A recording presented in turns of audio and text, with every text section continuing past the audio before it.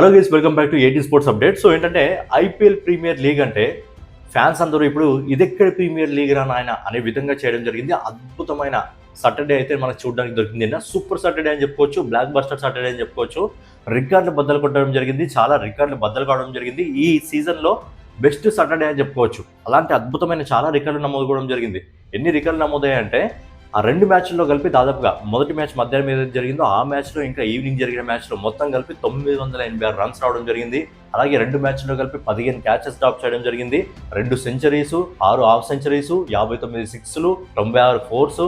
KL Rahul 152 పరుగులు, వైభవ్ సూర్యవంశీ మళ్ళీ 36 రన్స్లో బుడ్డోడు 100 పరుగులు.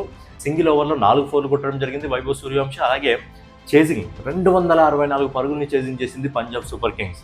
దాంతోపాటు ఏంటంటే మన orange cap first KL Rahul దగ్గరికి, తర్వాత వైభవ్ సూర్యవంశీ దగ్గరికి, తర్వాత అభిషేక్ శర్మ దగ్గరికి. దాంతోపాటు ఏంటంటే కొంచెం సీరియస్గా అయింది ఏంటంటే లుంగి ఎండ్కి చిన్న ఇన్సిడెంట్ అయితే కావడం జరిగింది. బట్ ఈజ్ సేఫ్ నౌ, బాగానే ఉన్నాడు. అండ్ ఓవరాల్గా నిన్న మ్యాచ్లో విధ్వంసం క్రియేట్ కావడం జరిగింది. రెండు మ్యాచ్ల్లో కొత్త రికార్డ్స్ అయితే క్రియేట్ కావడం జరిగింది. అలాగే మన కేఎల్ రాహుల్ 152 పరుగులు చేసి కూడా 7 రికార్డులు నమోదు చేయడం జరిగింది. దాని గురించి కూడా ప్రాపర్గా మాట్లాడుకుందాం. సో ఛానల్ ఎవరైనా కొత్తగా చూస్తున్నట్టయితే డైలీ స్పోర్ట్స్ అప్డేట్ కోసం మన ఏటీ స్పోర్ట్స్ అప్డేట్ ఛానల్ ఫాలో అవుతుండండి. అలాగే ఖచ్చితంగా వీడియో చూస్తున్న లైక్ కొట్టండి. ఇక ఇక్కడ నుంచి క్రికెట్ సంబంధించిన అప్డేట్స్ రెగ్యులర్గా రావడం జరుగుతుంది. అది ఐపీఎల్ అయినా పర్లేదు, తర్వాత మన ఇంటర్నేషనల్ క్రికెట్ అయినా పర్లేదు, రెగ్యులర్గా అయితే రావడం జరుగుతుంది. సో ఏంటంటే ఛానల్ సబ్స్క్రైబ్ చేసుకొని లైక్ కొట్టి ఛానల్ అయితే ఫాలో అవుతుండండి. ఇక ముందుగా మాట్లాడుకున్నట్టయితే match number 35 Delhi capitals versus Punjab super Kings.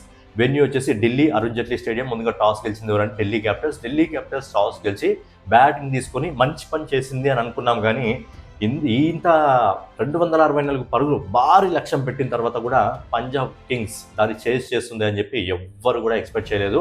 And ఈ సీజన్లో నాకు ఏమనిపిస్తుంది అంటే సపరేట్గా మనం కప్పు తీసుకుపోయి పంజాబ్ చేతిలో పెట్టాలేమో అని అనిపిస్తుంది. ఎందుకంటే అన్బీటబుల్ టీం అంత అద్భుతంగా ఆడడం జరుగుతుంది. ఒక్క మ్యాచ్ కూడా ఇప్పటివరకు ఓడిపోలేదు. ఒక్క మ్యాచ్ మాత్రమే డ్రా కావడం జరిగింది వర్షం వల్ల. లేకపోతే అక్కడ మ్యాచ్లో కూడా కేకేఆర్ని ఖచ్చితంగా పంజాబ్ సూపర్ కింగ్స్ ఉతికి ఆరేసేది. సర్పంచ్ సాబ్ ఖచ్చితంగా నెక్స్ట్ టీమిండియాలో తీసుకోవాలి. ఖచ్చితంగా టీమిండియా తీసుకోకపోతే అది టీమిండియాకే నష్టం అవుతుంది. అలాంటి క్యాప్టెన్సీ చేస్తున్నాడు సర్పంచ్ సాబ్. అద్భుతమైన క్యాప్టెన్ నాకు చెప్తున్నాను కదా, ఖచ్చితంగా పంజాబ్ కింగ్స్ని ఫైనల్కి తీసుకెళ్తాడు. ఇక ఫైనల్ అపోజిట్లో ఏ టీం ఉంటుంది అంటే మనం పక్కన పెడితే, కానీ పంజాబ్ మాత్రం ఖచ్చితంగా ఫైనల్లో ఉంటుంది. అలాంటి డామినేషన్ ఓపెనర్లు ఏంది విధ్వంసం. ఈ సీజన్లోనే కలిసి బెస్ట్ ఓపెనింగ్ జోడీ అని చెప్పుకోవచ్చు. మనం ఇన్ని రోజులు వైభవ్ సూర్యవంశీ ఇంకా జైస్వాల్ అంటున్నాం, కానీ బెస్ట్ ఓపెనింగ్ జోడీ నిజంగా పబ్లిక్ సిమ్రాన్ సింగ్ అలాగే ప్రియాంశ్ ఆర్య అని చెప్పుకోవచ్చు. ఏం కొట్టుడు అది మామూలు కొట్టుడు కాదు. ఒక్కొక్కరికి అసలు మామూలు కాదు. బాల్ మొత్తం బౌండరీ అవుతాయి నేను మొత్తం. అలాంటి రికార్డులు అయితే నమోదు కావడం జరిగింది. చెప్తున్నాను కదా, రెండు మ్యాచ్లు కలిపి 59 సిక్స్లు, 96 ఫోర్లు అంటే మజాకా ఏంది అది.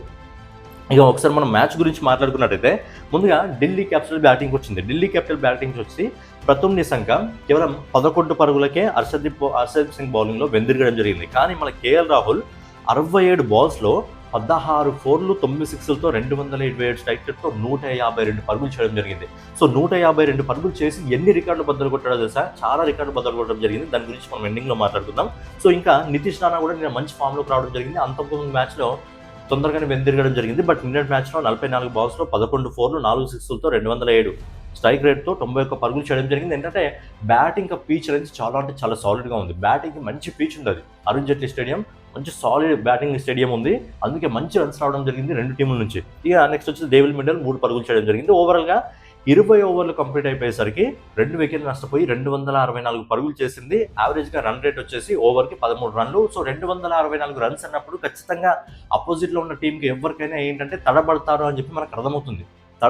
ఖచ్చితంగా తడబడతారు అని చెప్పి మనకు అర్థమవుతుంది. బట్ ఏం కొట్టున్నాను ఆయన, మామూలు కొట్టుడు కాదు. ఇక మనకు పంజాబ్ బౌలింగ్ డిపార్ట్మెంట్ గురించి మాట్లాడుకున్నది. హర్షదీప్ సింగ్కి 1 వికెట్ రావడం జరిగింది. అలాగే బ్యాట్ రేట్కి 1 వికెట్ రావడం జరిగింది. ఇక 264 పరుగులు భారీ లక్ష్యం. అది అంత భారీ లక్ష్యంతో బరిలోకి దిగిన పంజాబ్ కింగ్స్ ఎక్కడ కూడా తడబడలేదు. అసలు ఆ ఓపెనర్స్ ఇద్దరు నిజంగా ఏంటంటే ఏదో కాఫీ తాగుతున్నామా, టీ తాగుతున్నంత సులువుగా స్కోర్ని కొట్టిపడేస్తారు. అందులో గురించి మాట్లాడుకున్నట్టే ప్రియాంశ్ ఆర్య 17 బాల్స్లో 2 ఫోర్లు, 5 సిక్స్లతో 253 స్ట్రైక్ రేట్తో 43 పరుగులు చేయడం జరిగింది. సో 43 పరుగులు చేసి కెప్టెన్ అక్షర్ పటేల్ బౌలింగ్లో సమీర్ రిజ్వీకి క్యాచ్ ఇచ్చి వెందిరగడం జరిగింది. కానీ ప్రభు సింగ్ 26 బాల్స్లో 9 ఫోర్లు, 5 సిక్స్లతో 292 స్ట్రైక్ రేట్తో 76 పరుగులు.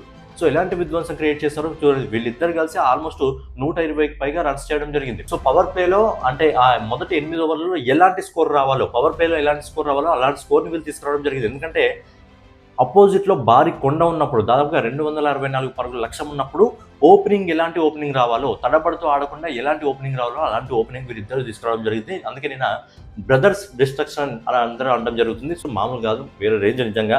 ప్రియాంశ్ ఆర్య 43 పరుగులు 17 బాల్స్లో, మన ప్రభు సిమ్రన్ సింగ్ 26 బాల్స్లో 76 పరుగులు, తర్వాత కూపర్ కాలనీ 10 బాల్స్లో 17 పరుగులు చేయడం జరిగింది. ఇక మాట్లాడుకుందాం, మన సర్పంచ్ సబ్ గురించి కూడా మాట్లాడుకుందాం. ఇక నేహాల్ వదేరా 25 పరుగులు, ఇక శశాంక్ సింగ్ 19 పరుగులు. సర్పంచ్ సాబ్ 36 బాల్స్లో 3 4లు 7 6లతో 197 స్ట్రైక్ రేట్తో 71 పరుగులు చేయడం జరిగింది sarpanch sahab. So captain innings chasing Virat Kohli లాగా ఆడుతున్నాడు. ఏంటంటే చేజింగ్లో ఖచ్చితంగా విరాట్ కోహ్లీ లాగా ఆడుతున్నాడు. చేజింగ్లో విరాట్ కోహ్లీ ఏ విధంగా ఆడతాడో అదే విధంగా శ్రేయస్ అయ్యర్ కూడా ఆడుతున్నాడు. సో అందుకే చెప్తున్నాను కదా, ఫ్యూచర్లో టీమిండియాని చాలా అంటే చాలా సాలిడ్గా ముందుకు తీసుకెళ్ళబోతున్నాడు. క్యాప్టెన్సీ బాధ్యతలు మళ్ళీ శ్రేయస్ అయ్యర్కి అప్పగిస్తే యంగ్ క్యాప్టెన్. సో ఎందుకు బీసీసీఐ పక్కన పెట్టిందో తెలీదు. చాలా రూమర్స్ ఏమి వినిపిస్తాయంటే మనోడికి యాటిట్యూడ్ కొంచెం ఎక్కువ, అందుకే బీసీసీఐ పక్కన పెట్టింది అని చెప్పి చాలా రూమర్స్ వినిపిస్తాయి. కాబట్టి ఎక్కడైతే స్టఫ్ ఉంటుందో అక్కడే యాటిట్యూడ్ ఉంటుంది. ఎవరికైతే పొగరు ఉంటుందో వాడే ఏదో ఒకటి చేసి చూపించగలడు. ఎవడైతే అగ్రెషన్లో ఉంటుండో వాడే ఏదో ఒకటి కొట్టి చూపించగలడు. సో ఏంటంటే శ్రేయస్ అయ్యర్లో అగ్రెషన్ ఉన్న యాటిట్యూడ్ ఉన్న తప్పులేదు. ఎందుకంటే చూడండి, మనం బ్యాటింగ్ చూడండి, మనోడు ఎన్ని టీంలను ఫైనల్కి తీసుకురావడం, డీసీని ఫైనల్కి తీసుకురావడం జరిగింది, కేకేఆర్తో కప్పు కొట్టడం జరిగింది, ఆల్రెడీ పంజాబ్ సూపర్ కింగ్స్ని ఒకసారి ఫైనల్కి తీసుకొచ్చాడు. అండ్ ఈ సీజన్లో కూడా మనం రాసి పెట్టుకొని ఖచ్చితంగా పంజాబ్ సూపర్ కింగ్స్ ఫైనల్ వరకు ఖచ్చితంగా వస్తుంది. ఈ డిస్ట్రక్షన్ ముందు ఎవరైనా ఆగగలుగుతారా? బ్యాటింగ్లో సాలిడ్గా ఉంది, బౌలింగ్లో సాలిడ్గా ఉంది. సో నిన్న సర్పంచ్ సాబ్ 36 బాల్స్లో 71 పరుగులు చేసి విజయాన్ని అందించడం జరిగింది టీంకి. ఓవరాల్గా 18.5 ఓవర్లో 4 వికెట్లు నష్టపోయి 265 పరుగులు చేయడం జరిగింది. సో ఎవడన్నా ఎక్స్పెక్ట్ చేయగలరా? 264 పరుగులు ఐపీఎల్ హిస్టరీలోనే హైయెస్ట్ చేజింగ్ ఇది. 265 పరుగులు పంజాబ్ సూపర్ కింగ్స్ చేజ్ చేసిందంటే ఈ ఐపీఎల్ సీజన్, అదే ఇన్క్రెడిబుల్ ఐపీఎల్ సీజన్ అంటున్నారు. ఇన్క్రెడిబుల్ ఐపీఎల్ అంటే ఇండియన్ ప్రీమియర్ లీగ్ కాదు, ఇన్క్రెడిబుల్ ప్రీమియర్ లీగ్ అని చెప్పి ఇంత అద్భుతంగా బ్యాటింగ్ చేస్తున్నారు. ఇక మనం బౌలింగ్ డిపార్ట్మెంట్ గురించి మాట్లాడుకుని ఢిల్లీ అక్షర్ పటేల్ 1 వికెట్ దొరికింది, కుల్దీప్ యాదవ్కి 2 వికెట్లు దొరకడం జరిగింది. ఇక ఈ మ్యాచ్లో మాట్లాడుకోవాల్సింది ఎవరు అంటే మనము మన కేఎల్ రాహుల్ నిన్న 152 పరుగులు చేయడం జరిగింది. 152 పరుగులు చేసి 7 రికార్డులు బద్దలు కొట్టడం జరిగింది. 7 రికార్డులు. మొదటి రికార్డు ఏంటంటే ఐపీఎల్ చరిత్రలో అత్యధిక స్కోర్, ఇండియన్ బ్యాటర్ నుంచి అత్యధిక స్కోర్ చేసింది ఎవరు అంటే కేఎల్ రాహుల్ 152 పరుగులు, మన ఇండియన్ బ్యాటర్. అంతకుముందు అది వైభవ్ సూర్యవంశీ కాదు, అభిషేక్ శర్మ పేరు మీద ఉండేది 141 పరుగులతో. సో ఇప్పుడు ఆ రికార్డ్ని బద్దలు కొట్టి 150కి పైగా స్కోర్ చేసిన ఏకైక ఇండియన్ బ్యాటర్ ఎవరు అంటే మన కేఎల్ రాహుల్. ఐపీఎల్ చరిత్రలో అత్యధిక వ్యక్తిగత స్కోర్ జాబితాలో క్రిస్ గేల్ 175, మెకలం 158, తర్వాత కేఎల్ రాహుల్ 152. ఇప్పుడు మన ఇండియన్ ఐపీఎల్ ప్రీమియర్లోనే ఓవరాల్గా 3వ స్థానంలో ఉన్నాడు.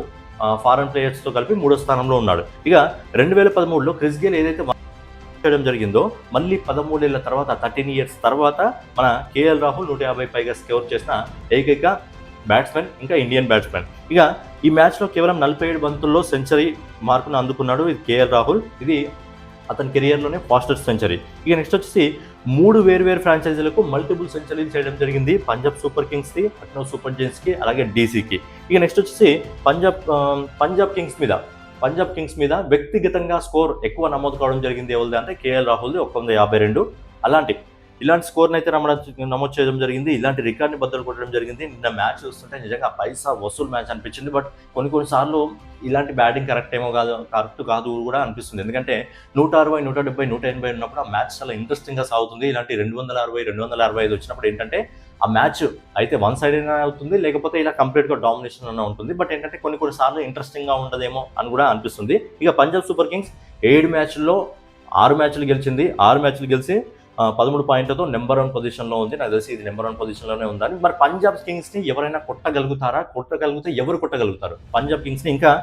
పంజాబ్ కింగ్స్ ఇంకా 7 మ్యాచ్లు ఉన్నాయి. ఈ 7 మ్యాచ్ల్లో ఏదైనా వేరే టీం పంజాబ్ కింగ్స్ని కొట్టగలుగుతుందా లేదా అనేది మీ ఒపీనియన్ కామెంట్ రూపంలో తెలియజేయండి. నెక్స్ట్ వచ్చి ఢిల్లీ క్యాపిటల్ వచ్చేసి 7 మ్యాచ్ల్లో 3 మ్యాచ్లు గెలిచి ఇప్పుడు 6 పాయింట్లతో 6వ స్థానంలో అయితే ఉంది. బట్ పంజాబ్ కింగ్స్ డామినేషన్ నడుస్తుంది.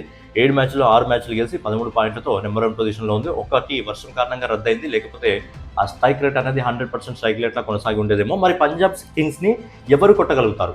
అది మీరు చెప్పండి. పంజాబ్ సూపర్ కింగ్స్ని ఇంకా 7 మ్యాచ్లు ఉన్నాయి కాబట్టి ఈ 7 మ్యాచ్ల్లో ఏదైనా టీం కొట్టగలుగుతుందా లేదా అనేది మీ ఒపీనియన్ ఖచ్చితంగా కామెంట్ రూపంలో తెలియజేయండి. సో రెగ్యులర్గా ఇలాంటి వీడియోస్ కోసం మన eighty sports update channel subscribe చేసుకొని ఫాలో అవుతుండండి. అలాగే వీడియో చూసిన వాళ్ళు ఖచ్చితంగా వీడియోని లైక్ చేసి వెళ్ళండి.